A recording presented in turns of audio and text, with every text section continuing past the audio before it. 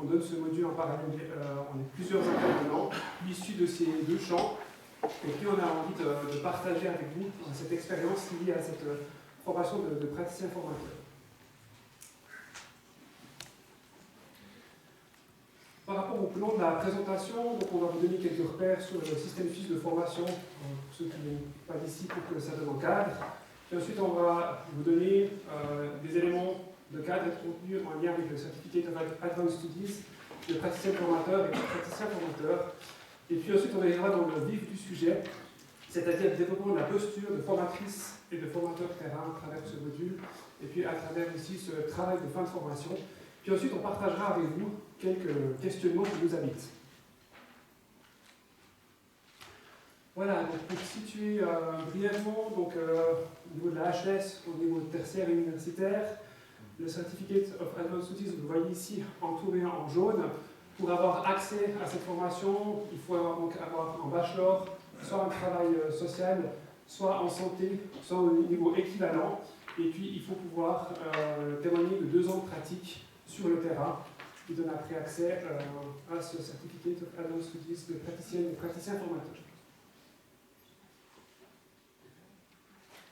Voilà, donc la formation en elle-même, ce CAS de praticien formateur, est un CAS qui dure 25 jours étalés sur une année, c'est-à-dire que les gens en formation viennent en cours 2 à 3 jours par mois.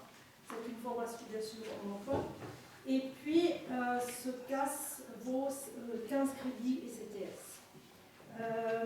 Ce qui est important de souligner, parce qu'on verra que ça a une influence tout à l'heure, c'est que les représentants de ces gens en formation viennent de cultures très différentes, puisque pour le social, il y a des éducateurs, il y a des animateurs socio-éducatifs, des assistants sociaux, et puis pour le domaine de la santé, c'est encore plus large, puisqu'il y a des infirmières, il y a des physiothérapeutes, il y a des ergothérapeutes, il y a des TRM, techniciens en radiologie, il y a des diététiciens et des sages-femmes. Vous voyez que c'est une population très hétéroclite, mais finalement qui se retrouve autour d'un objet commun, puisque c'est l'apprentissage du métier de praticien formateur pour accompagner les étudiants HES sur les terrains. Voilà. Peut-être une chose encore, pour suivre ce CAS, les étudiants s'engagent, enfin les personnes en formation s'engagent à suivre au moins un étudiant durant la formation, durant le temps de la formation. Alors, le CAS, il est constitué de 3 modules. Le premier module pose le cadre, si on peut dire ça. Il s'intéresse plus au champ sanitaire et au social, statut, rôle, fonction du PF. Il vaut 3 crédits et CTS. Le deuxième module qui nous intéressera le plus s'articule autour de la pratique réflexive et de la conceptualisation de la pratique. Le module C autour de l'apprentissage, de la pédagogie et de l'évaluation. Les modules B et C valent 5 crédits chacun. Et il y a un travail de certification qui vaut 2 crédits. Les compétences qui sont travaillées durant ce CAS sont au nombre de 5.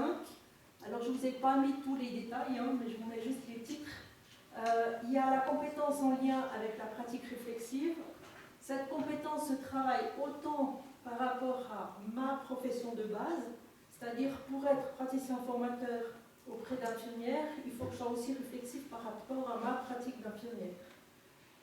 Que la pratique réflexive par rapport à son rôle de PF et aussi à aider les étudiants à être réflexifs. Puisque dans la HES, on forme normalement des étudiants réflexifs. Donc il faut les accompagner dans cette réflexivité-là. Les compétences sociales et relationnelles tournent autour surtout de la relation pédagogique avec l'étudiant. Compétences organisationnelles, c'est toute la compétence pour organiser le stage. Ça ne s'improvise pas comme ça, il y a des temps dans un stage, il y a des choses à organiser. Les compétences pédagogiques qui mettent en œuvre tout ce qu'ils apprennent dans le CAS, on l'espère, et les compétences d'évaluation et d'auto-évaluation. Voilà. Alors, le module B, qui nous intéresse plus particulièrement, est un module qui est transverse durant la formation. C'est-à-dire que la formation n'est pas construite à module A, module B et module C, mais le module B commence dès le deuxième jour de la formation et a lieu jusqu'au dernier jour de la formation. C'est un module intégratif, c'est-à-dire qui permet au fur et à mesure, par la pratique réflexive, d'intégrer les savoirs des autres modules. Pour moi, l'analyse de pratique, je le dis toujours en termes très simples, c'est ce que je fais, comment je le fais, au nom de quoi je le fais. Et dans le au nom de quoi je le fais, on permet aux personnes en formation de faire le lien et d'intégrer les savoirs qui sont vus dans les autres modules. Donc il est basé sur la pratique réflexive. On utilise plusieurs outils. Le principal, c'est le GEAS qui a été développé dans la formation des instituteurs en France, si je ne me trompe pas. Le cycle de Kolb. Et ce qui est intéressant, c'est que ce module B se passe en petits groupes, en petits entre guillemets. On a entre 15 et 18 personnes en formation, mais ce sont des groupes interprofessionnels. C'est-à-dire qu'on va faire de l'analyse de pratique, de ma pratique de PF, que je sois éducateur, que je sois infirmière, que je sois PRM, peu importe, puisque notre objet d'analyse va être notre pratique de PF. Et au début, les gens sont un peu réticents, mais on s'aperçoit après que c'est toute une richesse que d'avoir ces regards différents. Ce qui est aussi intéressant dans ce module B, c'est qu'il contribue à l'élaboration d'un portfolio qui sera la base du travail de certification. Je vous en parlerai un peu plus après. Et puis, il est évalué à l'oral en groupe à partir d'une situation de PF. Voilà, le portfolio. Alors, c'est assez récemment qu'on a introduit ce portfolio dans cette formation. Auparavant, on avait un travail de certification plus conventionnel, je dirais, qui était la création d'un outil pour accompagner un étudiant. Voilà. Et on a réfléchi, enfin, on a essayé de réfléchir, et puis on s'est dit, mais finalement, le travail de certification, plutôt que d'être un travail en plus pour valider les modules, pour valider le CAS, pourquoi pas en faire quelque chose de vraiment intégratif et qui permet d'évaluer l'acquisition des compétences et de l'identité professionnelle de PF. Et pour réaliser cela, on est parti de l'idée que de faire un portfolio d'apprentissage pendant la formation permettrait aux personnes en formation, au fur et à mesure, de collecter leurs avancées, de collecter leurs apprentissages. On est aussi parti du fait qu'un portfolio ne s'évaluait pas. Donc le travail de certification n'est pas l'évaluation du portfolio, mais est l'évaluation d'un travail issu du portfolio. Je vais vous expliquer. Donc la finalité du portfolio, c'est d'identifier les nouveaux apprentissages, de visibiliser les nouvelles ressources développées dans ce CAS et de voir comment ces dernières sont mobilisées et combinées dans des situations d'accompagnement d'étudiants. On est vraiment là au centre sur la pratique de PF. Ce qu'on va demander aux étudiants, leur portfolio, ils font la forme qu'ils veulent. Alors, c'est très marrant, parce qu'il y en a qui mettent ça dans un classeur, il y en a qui achètent un beau cahier, voilà. Il y en a qui font sous forme informatique. J'avais une personne en formation qui avait tapissé le mur de son bureau de choses, de papier comme ça. J'en avais une qui avait une petite boîte avec des petites cartes de couleurs différentes. En cours, tout d'un coup, je la voyais écrire quelque chose sur ces petites cartes les rangées. Donc, la forme, peu importe. Mais ce qu'on leur demande, c'est de garder des traces de leur formation. C'est-à-dire qu'au fur et à mesure des cours, des expériences, de garder une trace dans leur portfolio. Pas seulement garder la photocopie d'un cours, mais la trace doit déjà être un peu travaillée au niveau réflexif. C'est-à-dire, pourquoi est-ce que je garde ça? Qu'est-ce que ça m'apporte? Comment je vais pouvoir l'utiliser? Et c'est dans un sens réflexif, ça je dis. Donc ce portfolio, il va être constitué tout au long de la formation. On a prévu un accompagnement formel lors de la synthèse de chaque module, c'est-à-dire qu'on essaye aussi de se dire, on a fini le module A, on a travaillé tout ce qui est champ, fonction, rôle, etc. comment est-ce que en faisant la synthèse de ce module, je pourrais alimenter mon portfolio en lien avec les compétences et l'identité professionnelle. Et il y a des moments précis durant le module B. Ce que j'ai peut-être pas oublié de dire, c'est que le module B est accompagné par un seul prof qui accompagne le même groupe tout au long de la formation. Donc l'analyse de pratique, la pratique réflexive se fait toujours dans le même petit sous-groupe avec le même professeur. Et donc c'est ce prof qui va accompagner le portfolio. Bien sûr que du temps individuel doit être prévu par les participants pour élaborer ce portfolio, parce que ça prend du temps. Et il va être le terreau dans lequel va être puisé le matériel pour réaliser le travail de certification. Alors, ce travail de certification, on l'a bâti autour du développement des compétences du CAS. Donc, il doit démontrer le développement des compétences du référentiel et il doit rendre compte du processus de construction de l'identité du PF tout au long de la formation.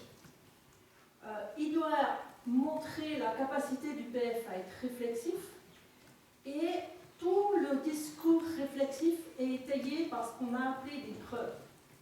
En fait, les preuves sont des traces issues du portfolio, mais qui sont argumentées dans le texte réflexif, dans le travail de certification.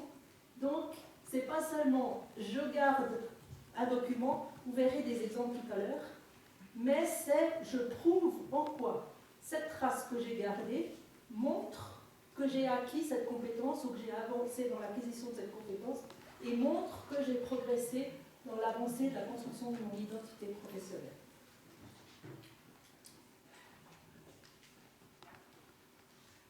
Donc les intentions qu'on avait avec cette présentation, c'était la mise en valeur des productions des étudiants. Raison pour laquelle, dans une deuxième partie, on va vous montrer des extraits de verbatim ou de schémas, de dessins que les étudiants ont fait, parce qu'on trouvait que c'était des choses qui étaient intéressantes et qu'on souhaitait pouvoir partager. Notre intention, c'était aussi de partir, comme Catherine a dit, des spécificités professionnelles des différents étudiants, puisqu'ils sont sur des cultures professionnelles qui ne sont pas identiques. Et c'est clair, par exemple, qu'en technicien en radiologie médicale, on voit qu'il y a une différence par rapport à d'autres types de professions, que ce soit infirmière ou travailleur social, sur la manière de penser les choses et puis de les visibiliser dans leur travail de certificat. Il ne s'agit pas d'une recherche, il s'agit simplement d'une présentation. Alors sur la méthodologie, ce qu'on a choisi de faire, c'est qu'on a pris un panel de professions différenciées entre santé sociale, on a pris 7 travaux. On a choisi des étudiants, Catherine et moi, qui faisaient partie de notre module B, parce que ce sont des étudiants qu'on a aussi suivis dans l'élaboration de leurs travaux de certificat, donc on a aussi ce processus qu'on pouvait visibiliser. Et puis, la manière dont on vous propose la lecture aujourd'hui, c'est en lien avec les critères qui sont attendus dans le travail de certificat. Dans le travail de certificat, nous allons voir apparaître en texte et des schémas qui rendent compte de leur processus de construction identitaire de praticien formateur. Ce processus permet de rendre compte des changements opérés au fil de la formation et aussi d'avoir des éléments clés sur le formateur terrain qu'il souhaite devenir, donc sur la question de l'identité souhaitée. Alors voilà un peu les questions fil rouge qu'on a en tête dans le cadre du travail de certificat. Que disent les PF sur le développement de leur identité professionnelle?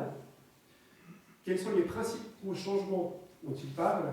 Et puis, sur leur identité projective, que nous disent-ils sur leur vision du formateur terrain?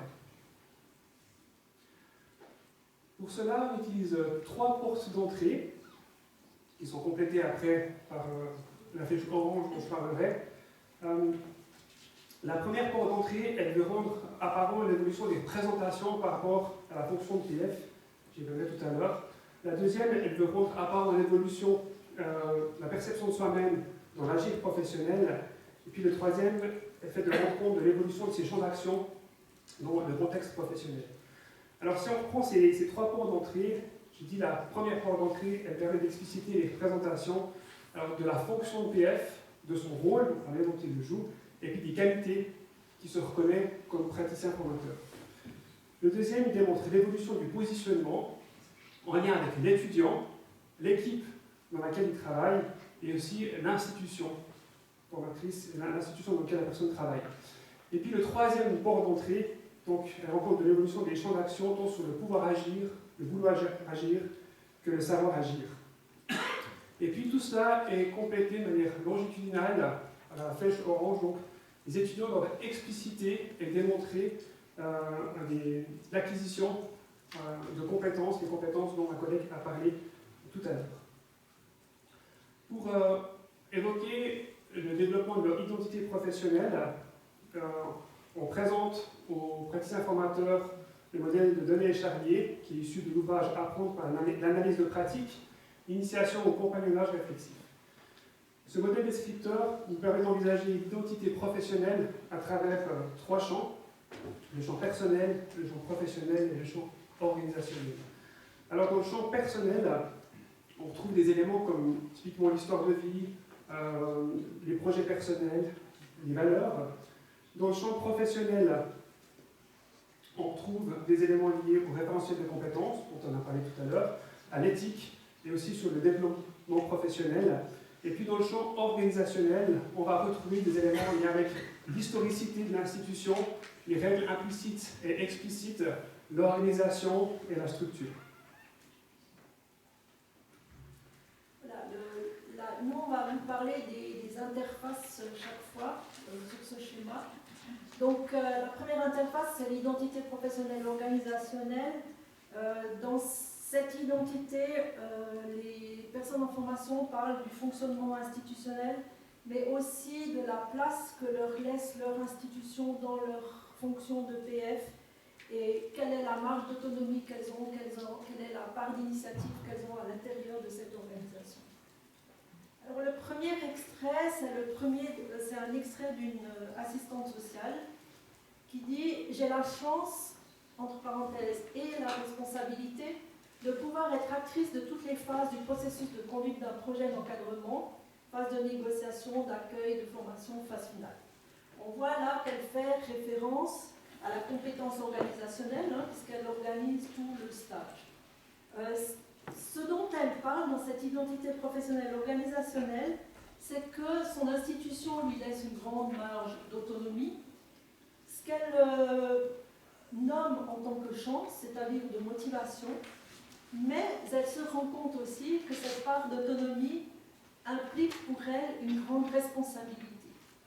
Et là, pour ceux qui connaissent, en lisant ça, moi je pensais au modèle de Karasek qui montre que plus on a d'autonomie, plus on supporte la charge de responsabilité. Le deuxième extrait, c'est donc une infirmière, et puis le thème, c'est les enjeux autour de la reconnaissance du statut de PF au sein de l'établissement. Et qu'est-ce qu'elle nous dit, cette infirmière? Elle nous dit aujourd'hui, l'établissement ne reconnaît pas le statut de praticien formateur. C'est-à-dire que mes collègues et moi-même exerçons notre fonction bénévolement. Pour le futur, j'ai pour projet de faire reconnaître mon statut au sein de notre établissement. Donc la reconnaissance amenée par l'établissement, c'est la possibilité de faire la formation et d'encadrer les étudiants, mais on voit qu'à ce stade, elle n'est plus suffisante pour la PF. Les représentations évoluent et la fonction devient pour elle un vrai travail. Elle souhaite donner davantage de valeur à cette fonction pour la sortir d'une idée du don de soi ou du dévouement. Elle évoque d'ailleurs le bénévolat, c'est-à-dire le fait d'exercer un travail sans recevoir de salaire et de manière volontaire. Pour elle, la forme de reconnaissance doit passer par une indemnisation financière comme un vrai travail qui se fait en plus, ce qui doit impliquer donc une légitimité. Cette légitimité peut être construite sur des compétences spécifiques, le référentiel qu'on a montré tout à l'heure, qui s'activent hors de l'activité initiale, donc ici d'infirmière. Être PF n'est plus considéré comme un à côté, mais comme un mandat inscrit dans l'institution et son organigramme. Le fait de former doit être porté par la structure institutionnelle et non pas par les individus. Alors, maintenant, nous allons passer à l'identité personnelle dans l'organisation. C'est vraiment l'interaction entre la personne et l'organisation. Il y a des questions comme comment la personne est perçue par ses collègues, par son institution, quelle est sa couleur spécifique dans ce rôle, dans cette institution. Le premier extrait est un extrait d'une infirmière qui dit « Mon nouveau statut de PF a eu de l'impact sur mon identité à différents niveaux. Premièrement, du fait que je dois régulièrement mobiliser des connaissances face aux étudiants, j'ai pu constater que mes collègues s'appuient plus souvent sur moi lorsqu'il y a des doutes concernant un soin, ce qui ramène le sentiment d'être perçu comme une référence dans le service. » Là, on voit bien que l'identité attribuée par autrui a une influence sur la construction de l'identité professionnelle de PF de cette infirmière et a non seulement une influence sur son identité de PF, mais a aussi une influence sur son identité professionnelle d'infirmière, qui est en train de bouger par l'acquisition de nouvelles compétences d'une autre fonction. Et que cette identité professionnelle d'infirmière non seulement bouge pour elle, mais est reconnue par les autres et lui donne un statut de leader, lui donne un sentiment de confiance en soi qui est beaucoup plus solide qu'auparavant. Donc dans le deuxième extrait, c'est une éducatrice sociale qui parle, et puis le thème, ça ressemble, c'est sur les donc processus relationnel et processus biographique. Alors qu'est-ce qu'elle nous raconte, cette éducatrice sociale? L'étudiante, donc bachelor, a reconnu rapidement mes compétences, dit l'APF. Elle les valorise et verbalise que ma posture, mes interventions et mon regard sur son évolution l'amènent à se sentir en confiance.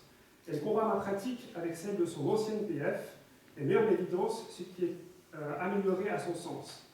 J'ai également pris conscience de ma nouvelle identité professionnelle de PF au travers du regard de mes collègues qui a changé. Donc pour bien comprendre la situation, il faut bien préciser que l'étudiant de bachelor fait sa formation en emploi sur une durée de 4 ans dans la même institution. Dans cette situation, l'étudiante en formation bachelor change de PF pour une raison qui nous est inconnue, et puis donc c'est la PF en formation qui reprend. L'étudiante en formation bachelor compare les pratiques entre son ancienne PF et sa PF actuelle. La PF en formation voit son évolution notamment au travers du regard de cette étudiante qu'elle est en train d'accompagner, parce qu'elle donne des feedbacks sur la posture et les interventions faites par sa nouvelle PF. On peut faire l'hypothèse que les personnes ayant un statut étant en formation, parce que la PF est en formation, l'étudiant est en formation, il y a des dimensions identitaires assez fortes qui sont en train de se jouer dans la relation. En tout cas, cette vision positive de la PF en formation est renforcée par le regard des collègues qui a changé, et notamment par le fait que la PF en formation elle est davantage interpellée par ses collègues, tout comme la PF expérimentée l'était auparavant. Elle précise plus loin dans le texte que le référentiel de compétences du PF et la charte de PF propre à l'institution ont été des éléments permettant de la légitimer dans ce qu'elle appelle maintenant une profession.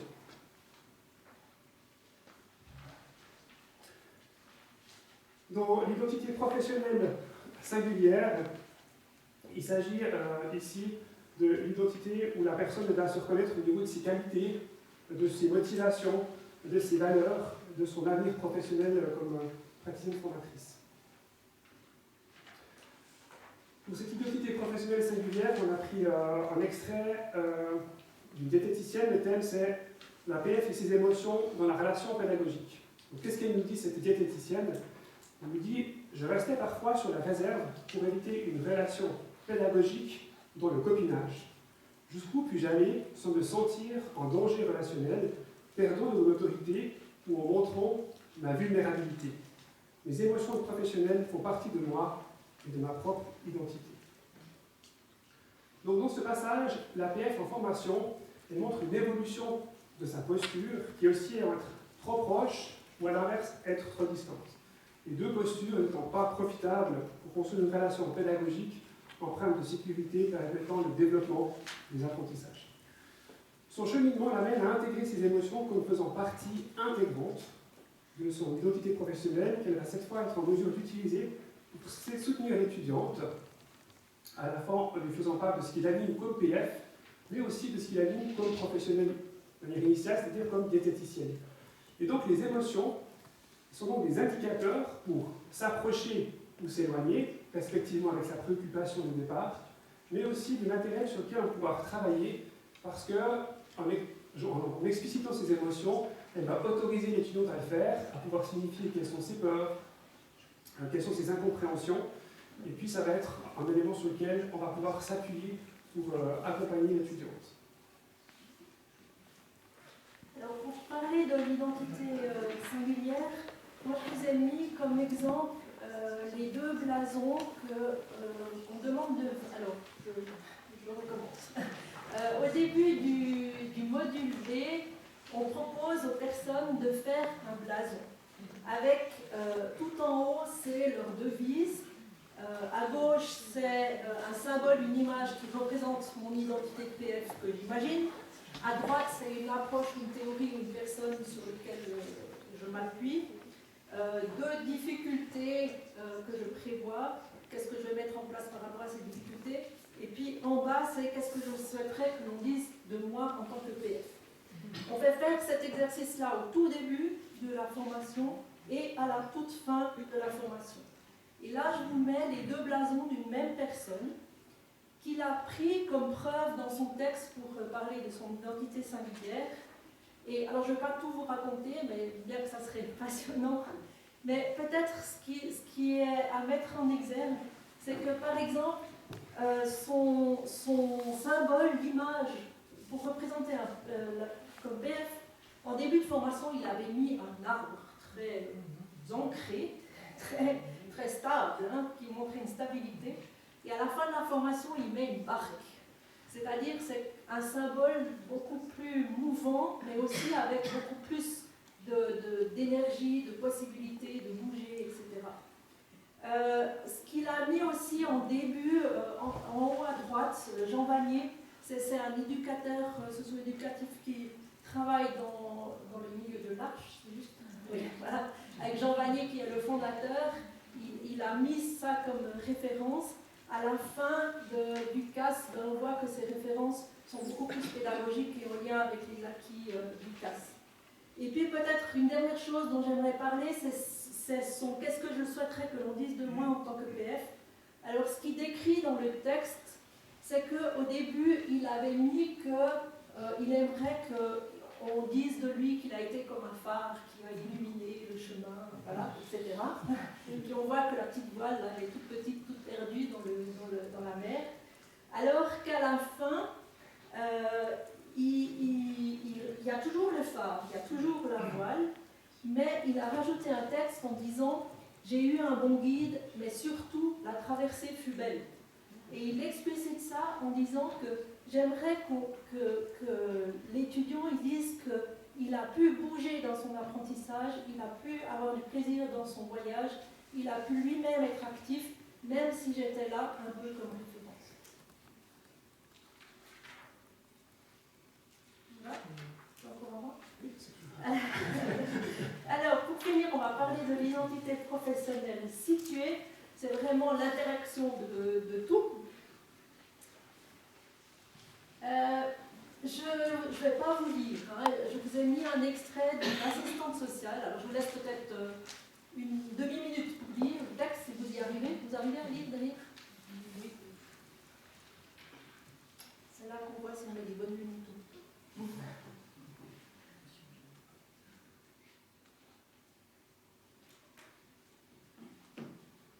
Voilà. Ce qui est intéressant dans cet extrait, c'est qu'on voit tout le changement de représentation du rôle du PF. On voit que cette assistante sociale, elle part d'une représentation où la PF, elle sait tout, puis elle transmet un savoir, d'une représentation beaucoup plus complexe du rôle, et on voit que dans cette représentation du rôle, beaucoup plus complexe, elle y intègre des savoirs acquis pendant la formation. Elle parle entre autres de la zone proximale de développement de Vygotsky, qui est un de nos chevaux de bataille pendant la formation. Donc on voit que non seulement elle pense à ça, mais elle pense aussi à l'équipe, à l'intégration de comment l'équipe est intégrée pour accompagner l'étudiant. On voit qu'elle a vraiment une vision beaucoup plus large du groupe. Dans l'extrait qui suit, il y a une ergothérapeute, et puis le thème, c'est la posture de formatrice de créer un étudiant comme moi à participer à la professionnalisation d'un étudiant. Et je vous lis rapidement. Au début, j'avais de la peine à accepter le stagiaire tel qu'il était. J'avais envie de le façonner à ma manière.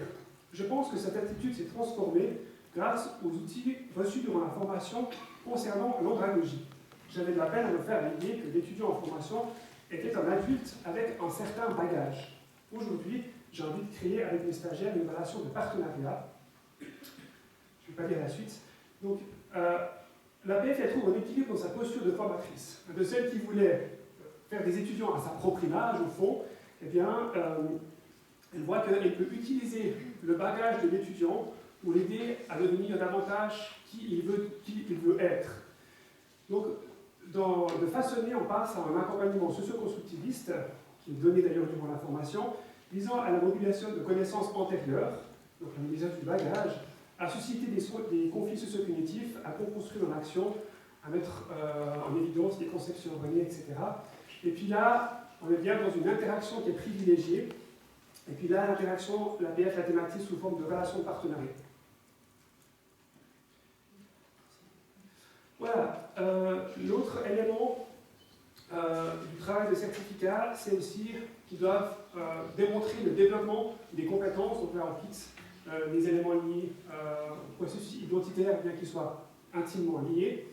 Et puis, pour ce faire, eh bien, on leur demande de donner en annexe des traces tirées de leur portfolio qui sont argumentées, qui vont venir des preuves.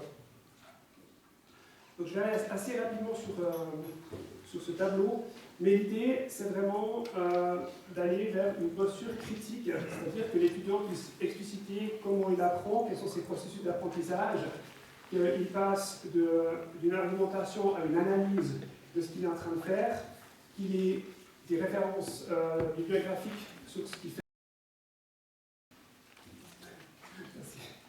Et puis que sur la forme du document, on voit que ce soit quelque chose qui ne soit pas seulement avec des étapes, mais qui ait une forme globale qui donne du sens. Et puis on voit aussi que l'implication du jeu, elle ne doit pas être dans la fusion, c'est-à-dire je suis ce que je fais, ni à l'inverse, dans une diffusion, mais qu'elle doit permettre une interrogation entre qui je suis et ce que je fais. Voilà. Et puis j'ai mis ces trois flèches, Catherine l'a un petit peu évoqué tout à l'heure.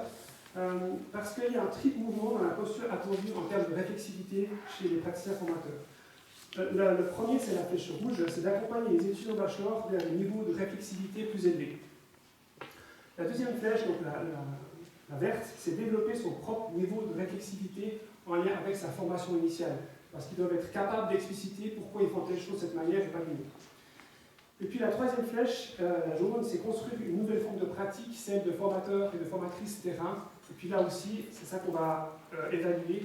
On va leur demander d'être sur cette posture critique, et c'est ça qu'on va essayer de visibiliser. Alors, ici, on est dans la compétence pédagogique, et puis l'étudiante, elle a mis un extrait dans le schéma, dans MindMap, qu'elle a créé elle-même. Vous voyez rien du tout, c'est normal, je ferai un petit agrandissement après sur ce qu'elle travaille. Mais voilà ce qu'elle nous dit. Et il y a une posture andragogique. Il est important pour moi de donner un feedback de qualité à l'étudiant que j'accompagne. En effet, ceci me permet de rendre compte à l'étudiant où il se situe dans son apprentissage, qui me permet de faire le point.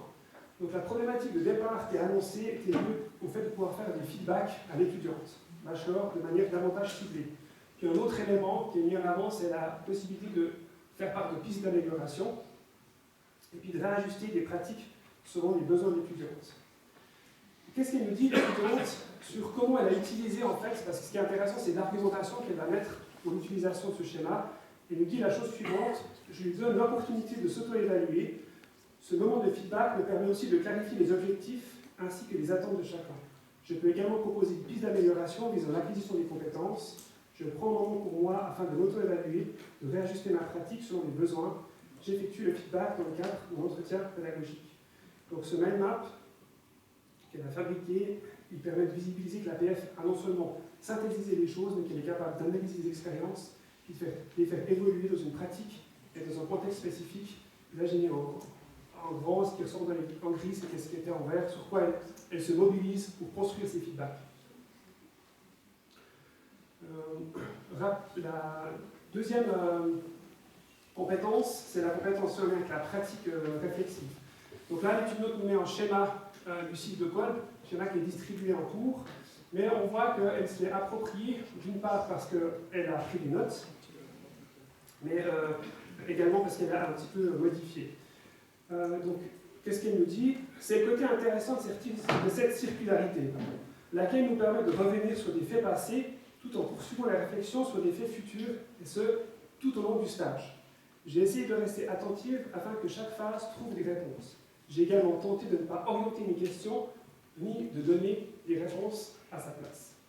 Donc là, la problématique de départ, c'est que il faut accompagner l'étudiant de bachelor dans sa réflexion sur la pose des problématiques faisant partie intégrante du processus occupationnel du patient. Donc l'étudiante avait la difficulté à avoir une réflexion sur la problématique en lien avec le patient, notamment en termes de synthétiser, d'organiser, de regrouper des données de manière chronologique, pour pouvoir proposer un plan de soins qui soit adapté.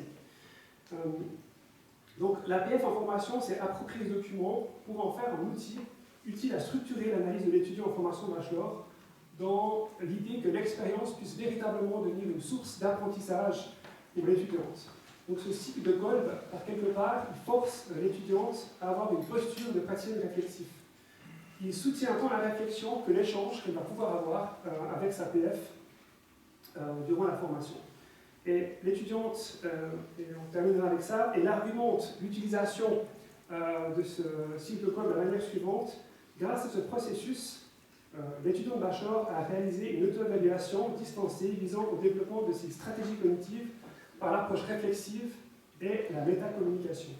À l'avenir, je pense utiliser ce cycle de manière plus régulière pour analyser ma propre pratique ou alors lorsque je rencontrais des situations problématiques avec mes stagiaires. Je peux également imaginer mettre en place des moments d'échange entre les PF de mon institution ou avec des anciens collègues et l'utiliser comme un outil médiateur au service de l'analyse. Donc on voit que cet outil qui a été donné en formation, elle se l'approprie et puis elle peut se mobiliser dans différents contextes pour elle, pour l'étudiante, mais au sein de l'équipe également. Et on arrive. Alors on va terminer avec nos questionnements qui ne sont pas très élaborés, hein, je les fournis comme ça. Mais un premier questionnement qu'on a, c'est que notre portfolio d'apprentissage n'est pas évalué. Je vous ai dit qu'on partait du postulat qu'on n'évaluait pas un portfolio, donc on n'a même pas un regard sur ce portfolio. Dans les temps où on travaille le portfolio dans les cours, les personnes en formation amènent ou n'amènent pas leur matière, mais elles ne sont pas obligées. Donc la question qu'on se pose, c'est finalement s'il n'y avait que le portfolio, est-ce que ça permettrait autant de développer l'identité professionnelle du PF, ou est-ce que c'est le fait qu'il y ait un travail de certification qui soit sommatif, qui est issu du portfolio, qui permet réellement de formaliser ce développement? On pourrait faire 3 recherches là-dessus. Une autre question qu'on a, c'est, ça rejoint un peu, c'est est-ce que finalement c'est l'évaluation sommative de ce travail qui est au service du développement de l'identité professionnelle du PF, ou est-ce que s'il y avait une évaluation formative, il y aurait aussi un développement de l'identité? La dernière question, c'est comment le travail d'accompagnement individuel, puisqu'on suit les étudiants, participe ou non au développement de l'identité professionnelle des PF, puisque c'est le seul moment où on voit les PF dans une forme de vis-à-vis. Et puis la dernière question, c'est en quoi les échanges qu'ils ont entre pairs, dans cette approche socio-constructiviste, participent au développement de leur identité professionnelle et participent aussi à cette dimension réflexive qui est attendue. Merci.